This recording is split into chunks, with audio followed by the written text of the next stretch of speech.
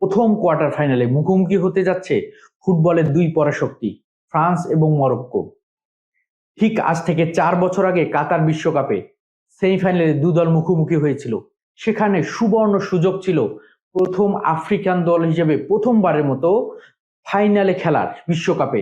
সেই সুযোগ হাতছাড়া করেছিল মরক্কো। 2-0 ব্যবধানে ফ্রান্সের কাছে তারা হেরে গিয়েছিল এবং ফ্রান্স ফাইনালে গিয়ে আর্জেন্টিনার কাছে পরাজিত হয়। সেই যে তিক্ত অভিজ্ঞতা মরক্কোর, সেই তিক্ত অভিজ্ঞতার মৃদু প্রতিশোধ নেওয়ার সুবর্ণ সুযোগ এখন মরক্কোর সামনে। সেটা কি করতে পারবে আশরাফ হাকিমিরা? সেটা কি করতে পারবে ইসমাইল সাইবেরিরা? সেটা কি করতে পারবে আজ্জাদি উনাহিরা?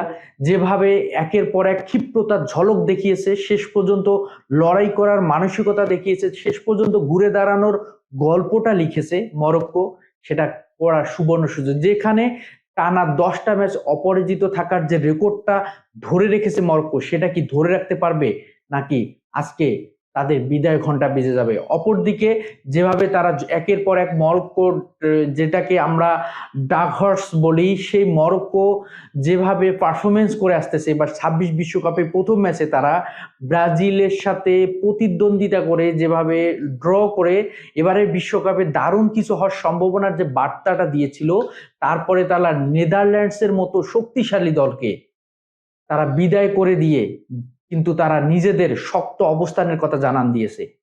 এবং একদিকে ফ্রান্সের কিলিয়ান এমবাপ্পে 7টা গোল করে লিওনেল মেসির সাথে গোল্ডেন বুটের যে ভাগটা, সেটাতে নাম লিখে বসে আছে।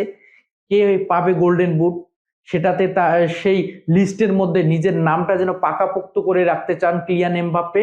7টা গোল করেছেন। এবং অপরদিকে হচ্ছে অলিভসের এবারে বিশ্বকাপ 5টা দুর্দান্ত হচ্ছে অ্যাসিস্ট। ওসমান দেমবেলের যে দুর্দান্ত হচ্ছে দ্রুত গতির আমরা ফুটবলটা দেখে থাকি, কাউন্টার এটাকে যেভাবে কিলিয়ান এমবাপ্পের সাথে যে দ্রুত গতির অ্যাটাক গুলো, সেগুলো কিন্তু অপোনেন্ট টিমের কিন্তু রক্ষণকে কঠিন পরীক্ষার মধ্যে ফেলে। অপরদিকে মরক্কোর শক্তিশালী ডিফেন্স, বলতে গেলে ইস্পাতের মতো শক্ত একটা ডিফেন্স, মাঝমাঠের নিয়ন্ত্রণ। আজ্জাদি উনাহিরা মাঝমাঠ থেকে যেভাবে গোলের জায়গা তৈরি করেন, গোলের সম্ভাবনা তৈরি করেন, যেভাবে কানাডার বিপক্ষে জোড়া গোল করেছিলেন একজন সেরা মিডফিল্ডার। অপরদিকে অলিভসরাও কিন্তু কমতি কোনো কিছুতে না। আশরাফ হাকিমিরা কিন্তু দারুণ চ্যালেঞ্জের মুখে ফেলতে পারেন ফ্রান্সের রক্ষণ ভাগকে। দুর্দান্ত একটা ম্যাচ হবে বলে আশাবাদী। এবং আটলাস লায়ন্সরা কিন্তু দেখিয়ে দিতে পারে ফ্রান্সকে, ম্যাচের মোড়টা ঘুরিয়ে দিতে পারে এবং ফ্রান্সকে বিদায় করার মতো অবস্থাও তৈরি করতে পারে।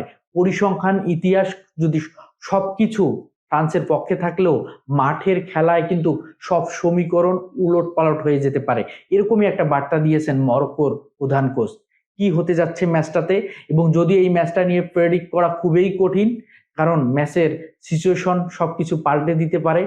90 মিনিট, 120 মিনিট, এমনকি টাই ব্রেকার পর্যন্ত ম্যাচ গড়াতে পারে।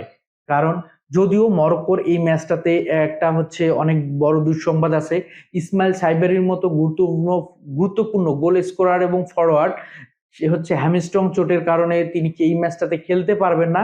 সেটাও কিন্তু মরক্কোর জন্য অনেক বড় একটা চাপ হবে, সেই জায়গাটা কে ফিল আপ করবে। কিন্তু পরিকল্পনার কোনো হচ্ছে পরিবর্তন আনতে চান না প্রধান কোচ। অপরদিকে এই ম্যাচটাতে অনেক সাবধানতা অবলম্বন করতে হবে দু দলকে।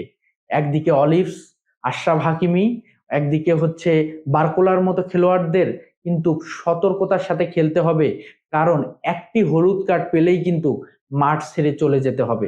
তো সবকিছু মিলে ম্যাচটা অনেক রোমাঞ্চকর হবে, শ্বাসরুদ্ধকর হবে এবং অনেক প্রতিযোগিতামূলক একটা ম্যাচ হবে।